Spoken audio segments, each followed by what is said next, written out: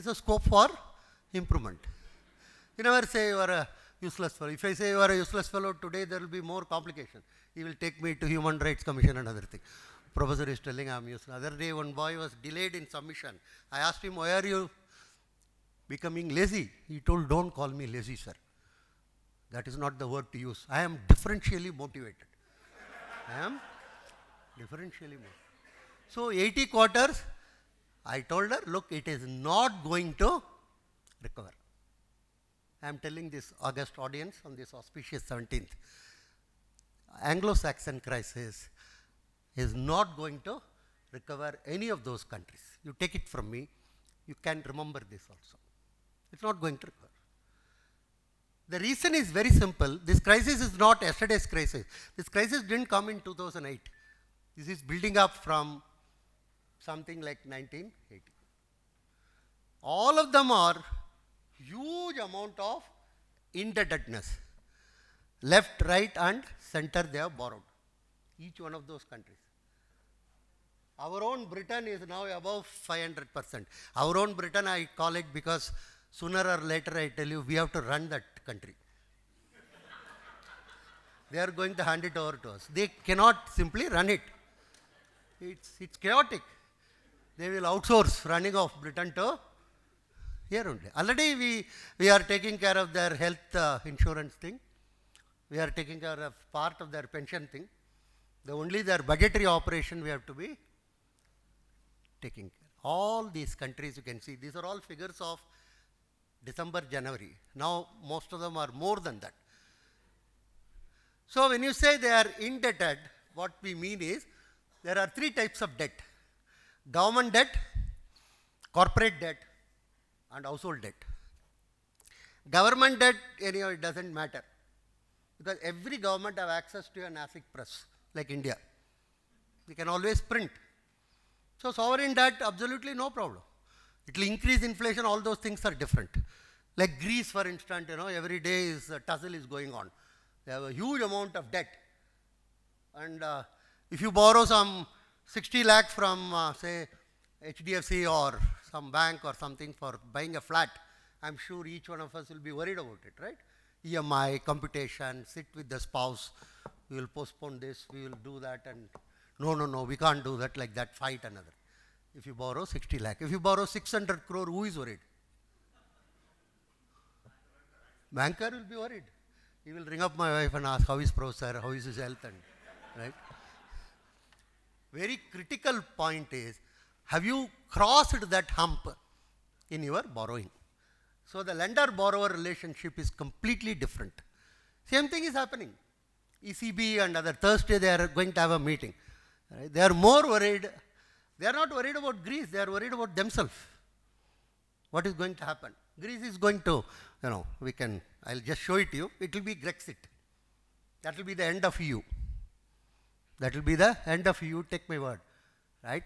That's a very interesting thing going to happen. So this is what is happening. So the government debt, nothing to worry. Corporate debt, we all know. Finally, it will devolve on the banker. And the government has to come forward to help them out. And various names will be given. NPA, stressed assets and all that thing. Right? And we have an example in our own city. One doesn't have to tell. Right? How it is a glorious example for all the bankers are trying to locate him now. Right? So this is the corporate debt. Nobody cares. But the household debt is the critical thing. And household debt is running unbelievable in all these countries. Because they have forgotten a simple 6-letter word called savings. Household saving is very, very small or negative in all these countries. In India, our saving rate is roughly 32 to 35%, 32% last year. 80% of it is household saving. We are a massively saving country. These are all dissavers. They don't save. Household. Why household don't save is a very huge financial, economic, sociological issue because families are declined. There are no more families in many of these countries. Once the families decline, there is no need for saving. So the crisis is something much, much deep-rooted than the bond market yield or the, the difference in the equity returns or anything like that. The crisis is acute actually.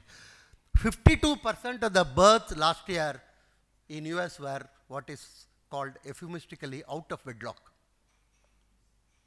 What in our common language we use, the big B word.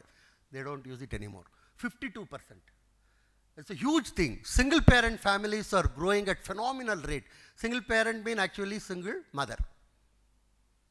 So families have gone. And that is the root of the crisis. Sovereignty of the family is destroyed. Saving is not there anymore. It is just, this is the thing. It is what you may loosely call womb to tomb credit card society. Womb to tomb, some student told, what is this, sir? Womb to tomb. So I told him, Mundan to Masan, credit card society. So if you can understand that, right? The debt, one is the household debt due to house itself, what is called your subprime crisis, another thing. Other is educational loan, huge ballooning problem. Education used to be a mechanism by which classes used to move from poorer to richer in those days. Today it is not possible. Today education has become extremely expensive in all these countries, particularly in US. Third is your credit card. Average US family has got 14 credit cards operating. Everything is on credit. Credit card sanctioned amount was 14 trillion and their GDP was 16 trillion. Now they have brought it to 7 trillion. This is going nowhere. This is simply going nowhere. What is the net result? Net result in all the countries, families have been nationalized. Families have been nationalized. Everything of the family has to be taken care by the government. Some are funded social security, some are unfunded social security. So this is over. So last year current global situation is this actually. PPP based, China is number 1. Last year, month of May is an extraordinary event took place where China crossed US first time in the history as the number 1 country in terms of GDP. USA, India and Japan. This is the, and with the Brexit, this will be over. Not only with financial, where is that? Sorry. This also. Demographically also, Europe is dying. Europe had 1/4 of the world population in the First World War. That is, every fourth fellow was a European. Unbelievable. Today it is around 10%, and it is expected to become 2% in another 20-25 years.